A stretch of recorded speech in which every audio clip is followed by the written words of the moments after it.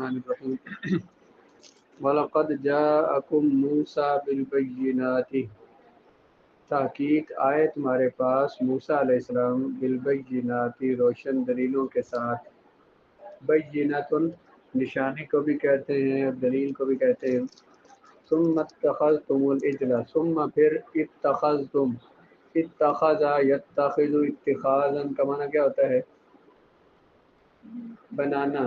اتخذتم تم نے بنا لیا بچڑے کو، من بعدہ ان کے بعد، یعنی کیا بنا لیا؟ وہ معذوف ہے یہاں پہ، معبود بنا لیا۔ وَأَنْتُمْ ظَالِمُونَ، اس حال میں کہ تم ظلم کرنے والے ہو۔ وَلَقَدْ جَاءَكُمْ، جاء کیا صیغہ ہے؟ جاء اصل میں جاء تھا جی، وزن فعل، صیغہ واحد مذکر غائب، فعل ماضی معروف ثلاثی مجرد حذف یائی ہے، یا متحرک ما کو مفتوح علیہ فضلہ تو کیا ہو گیا؟ جاء آئے تمہارے پاس موسیٰ، موسیٰ یہاں پہ کیا بن رہا ہے؟ فاعل۔ آئے تمہارے پاس کون؟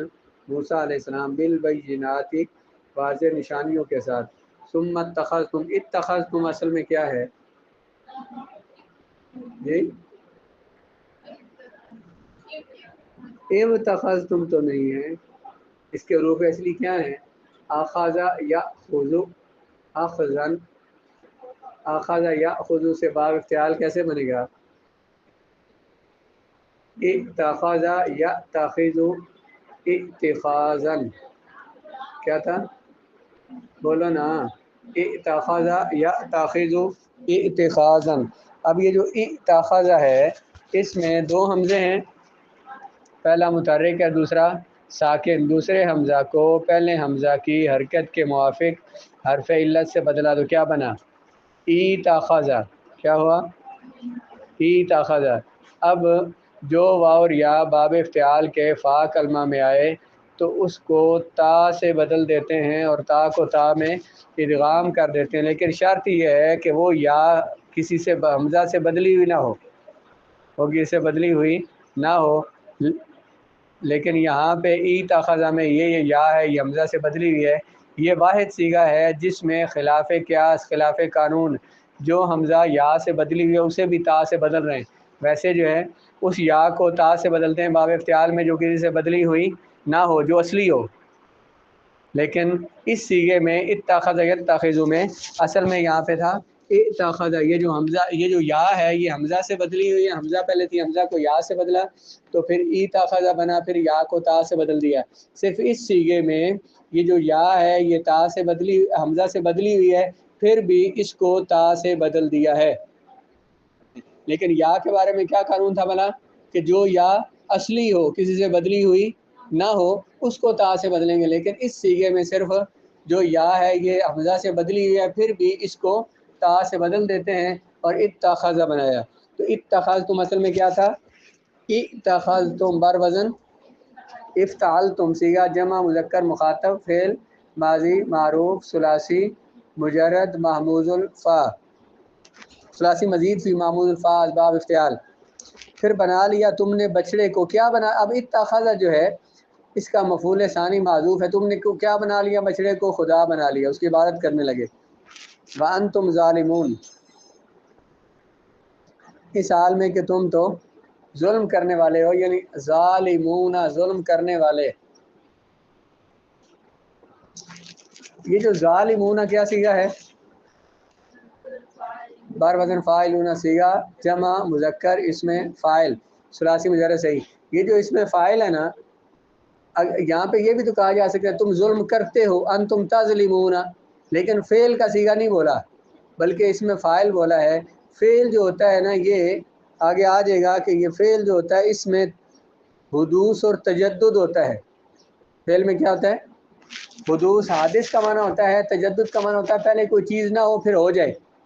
جیسے مثلا ہم ابھی کام پڑھ نہیں رہے یا ابھی ہم نہیں پڑھ رہے، پھر پڑھنا شروع کر دیں گے تو یہ جو ہمارا ہم کہیں گے کہ نہ کراؤ ہم پڑھ رہے ہیں، یہ فعل ہم بولیں گے۔ فعل جو ہے کسی کام کے نئے ہونے پر، تجدد پر، حادث ہونے پر دلالت کرتا ہے۔ اور یہ جو اسم ہوتا ہے یہ ثبوت اور دوام پہ دلالت کرتا ہے۔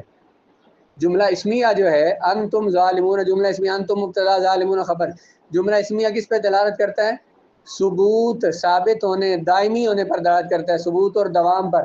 اور جملہ فعلیہ جو ہے وہ دلالت کرتا ہے تجدد پر، پہلے کوئی کام نہیں تھا ابھی ہو رہا ہے، اس کے لیے جملہ فعلیہ بولا جاتا ہے۔ اور جو کام مسلسل ہو، جس میں دوام ہو، اس کے لیے کیا بولتے ہیں؟ جملہ اسمیہ۔ اب کیا بولا؟ انتم ظالمون، بات کن کی ہو رہی ہے؟ تم سے کن کو مخاطب کیا جا رہا ہے؟ یہودیوں کو، کہ تم ظالم ہو، تم ظلم کرنے والے ہو۔ وہ اس لیے ہوتا ہے کہ لکھا ہے تم ترجمے میں کیا لکھا ہے؟ تم عادی جفاکار ہو۔ یہ عادی کا معنی کیوں کیا ہے؟ تم مسلسل ظلم کرنے والے ہو، کیونکہ یہ جملہ اسمیہ ہے۔ جملہ اسمیہ ثبوت اور دوام کے لیے آتا ہے۔ اس کا معنی کیا ہوا؟ تم ہمیشہ سے ہی ظالم ہو، تم عادی ظالم ہو، مطلب ہمیشہ سے ہی تم ظلم کرنے والے ہو۔ تو اس لیے یہاں پہ جملہ اسمیہ بولا گیا ہے۔ یہ بات کیا بولی ہے؟ بولا جملہ اسمیہ ہے۔ جملہ اسمیہ کس پہ دلالت کرتا ہے؟ ثبوت اور دوام پہ۔ تو یہاں پہ انتم ظالمون کے اگر کیا بتایا جا رہا ہے؟ تم ہمیشہ سے ظلم کرنے والے ہو، تم عادی مجرم ہو۔ اب یہ جو فرمایا تھا کہ وَلَقَدْ جَاءَكُم مُوسَىٰ بِالْبَيِّنَاتِ، موسیٰ علیہ السلام تمہارے پاس بینات لائے، وہ کیا ہیں؟ اس سے مراد موسیٰ علیہ السلام کے وہ 9 معجزات ہیں جو اللہ تعالیٰ نے آپ کو عطا فرمائے۔ عصا عطا فرمایا، وہ عصا جس کو آپ نے دریائے نیل پہ مارا تو اس میں دریائے نیل میں 7 راستے بن گئے۔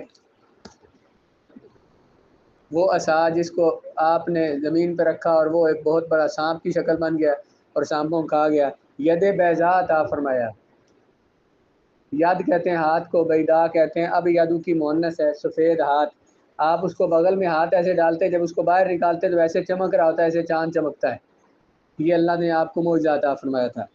دریا کا پھٹنا، وہ جو پیچھے بیان کیا ہے کہ دریائے نیل میں آپ کے لیے، آپ کی قوم کے لیے راستے بن گئے۔ اس طرح پتھر سے کثیر مقدار میں پانی بہنا، وہ آپ کی قوم والے جو ہے نا وہ پانی پیتے تھے ایک جگہ سے، تو وہ آپس میں ان کا اختلاف ہو گیا۔ آپ کے پاس ایک پتھر تھا تو اس پتھر پہ آپ نے عصا مارا تو وہ پتھر اتنا سا ہی تھا، میرے خیال میں 2 فٹ یا 1 فٹ، مفسرین نے بیان کیا ہے، یہ 2 فٹ کا لمبا اور چوڑا پتھر تھا۔ اس پتھر پہ آپ نے عصا مارا، اس سے پانی کے چشمے نکل پڑے۔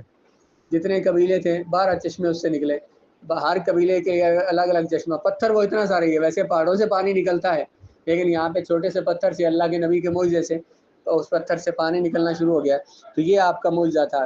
اس طرح نافرمان جو تھے آپ کے، ان پر طوفان آیا، مکڑیوں کا ایک ان پر طوفان آیا، کھٹمل جوؤں کا طوفان آیا، مینڈکوں کا خون ان پہ برسا۔ تو یہ جو اللہ تعالیٰ نے آپ کو معجزات عطا فرمائے تھے وہ اس میں بیان کیے کہ وَلَقَدْ جَاءَكُم مُوسَىٰ بِالْبَيِّنَاتِ، تحقیق موسیٰ علیہ السلام تمہارے پاس آئے، بالبینات، واضح نشانیاں لے کر آئیے، واضح نشانیاں معجزات تھے جو اللہ نے آپ کو عطا فرمائے تھے۔ اس آیت پاک کو اس مقام پر ذکر کرنے کا مقصد یہود کے اس دعویٰ کی تردید ہے، تردید رد کرنا، اس دعویٰ کو واپس کرنا ہے جو وہ تورات پر ایمان لانے کا دعویٰ کرتے تھے۔ دعویٰ وہ کیا کرتے تھے کہ ہم تورات پر ایمان لاتے ہیں۔ اللہ تعالیٰ نے یہ باتیں یہاں بیان کر کے فرمایا کہ تم ایمان نہیں لاتے ہو، انتم ظالمون۔ انہیں اس بات پر آگاہ کرنا ہے کہ ان کا نبی کریم صلی اللہ علیہ وآلہ وسلم کے ساتھ بھی وہی برتاؤ ہے جو ان کے آباء و اجداد کا سابقہ انبیاء کے ساتھ رہا، سیدنا موسیٰ علیہ السلام کے ساتھ اور دوسرے انبیاء کے ساتھ۔ وَأَنْتُمْ ظَالِمُونَ، یہ جملہ جو ہے یا تو اتخذتم کی ضمیر سے حال ہے، تم نے بنا لیا بچڑے کو خدا بنا لیا اس حال میں کہ تم ظالم ہو۔ اتخذتم، یہ جو تم ضمیر ہے نا اتخذتم میں، یہ ہے ذوالحال، جو فاعل معنی اتخذتم کا، یہ ذوالحال۔ وانتم ظالمون، انتم مبتدا، ظالمون خبر، مبتدا اور خبر میں کا جملہ اسمیہ خبریہ ہو کر یہ تم ضمیر جو ہے اس کا کیا بنے گا؟ حال۔ تم نے بنا لیا بچڑے کو خدا اس حال میں کہ تم ظلم کرنے والے ہو۔ تم ضمیر کیا بنے گی؟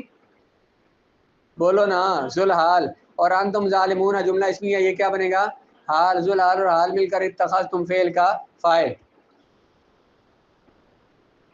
یا یہ جو ہے نا یہ اتخذتم العجلہ، یہ جملہ معترضہ ہے۔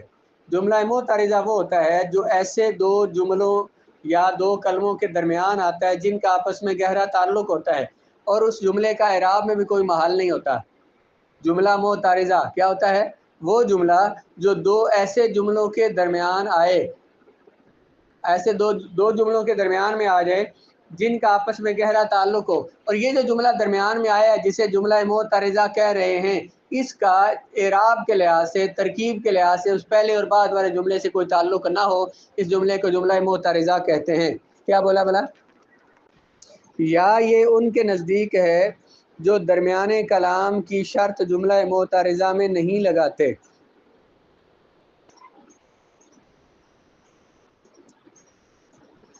یہ جو اتخذتم العجل من بعدہ، یہ جو جملہ ہے یہ ان علماء کے نزدیک یہ جملہ معترضہ ہے جو یہ کہتے ہیں کہ جملہ معترضہ ہر جگہ آ سکتا ہے، اس کے لیے ضروری نہیں ہے کہ وہ درمیان کلام میں آئے، وہ کہیں بھی آ سکتا ہے۔ تو جن کے نزدیک جملہ معترضہ درمیان کلام میں بھی آ سکتا ہے اور ہر جگہ آ سکتا ہے، ان کے نزدیک یہ جملہ معترضہ ہے، ورنہ یہ تذییل ہے۔ پہلی صورت میں معنی یہ ہوگا کہ تم نے بچڑے کی عبادت کر کے یا معجزات کا انکار کر کے ظلم کی انتہا کر دی، اور دوسری صورت میں معنی یہ ہوگا کہ تم ہمیشہ ایسی قوم ہو جس کی عادت ہی ہمیشہ سے ظلم کرنا ہے۔ یہ جملہ حقیقت میں تذییل ہے، لیکن امام بیضاوی نے اس کو جملہ معترضہ کہا ہے، لہٰذا یہ ان کے نزدیک معترضہ ہے جو درمیان کلام میں جملہ معترضہ کے آنے کی شرط نہیں لگاتے۔ جن علماء کے نزدیک درمیان کلام میں جملہ معترضہ درمیان کلام میں آنا شرط ہے، بعض علماء کے نزدیک کیا ہے کہ جملہ معترضہ ہوتا ہے جو درمیان کلام میں آتا ہے، بعض کے نزدیک یہ شرط نہیں ہے کہ جملہ معترضہ وہ ضروری نہیں جو درمیان کلام میں آئے، بلکہ پہلے بھی آ سکتا ہے اور بعد میں بھی آ سکتا ہے۔ جن کے نزدیک یہ شرط نہیں ہے نا، یہ ان کے نزدیک بھی جملہ معترضہ ہے، اور جن کے نزدیک یہ شرط ہے کہ جملہ معترضہ درمیان میں ہونا چاہیے، ان کے نزدیک بھی یہ جملہ معترضہ ہے۔ حقیقت میں یہ تذییل ہے۔ تذییل کسے کہتے ہیں؟ تذییل یہ ہوتا ہے کہ ایک کلام کی وضاحت میں اس کے نیچے کوئی نیا کلام لایا یا جو اس کی وضاحت کر رہا ہو، اس کو ذیل کہتے ہیں یا تذییل اسے کہتے ہیں۔ تو یہ اصل میں کہتے ہیں کہ اس کلام کی وضاحت کے لیے ہے کہ موسیٰ علیہ السلام تمہارے پاس بینات لے کر آئے اور تم نے ظلم کیا، وانتم ظالمون، تم ظلم کرنے والے تھے۔ یہ جو انتم ظالمون کی وضاحت ہوئی ہے، تذییل ہوئی ہے، کس کے ساتھ؟ کیسے کہ تم نے بچڑے کو خدا بنا لیا تھا، یہ انتم ظالمون کی تذییل اس کی وضاحت ہے۔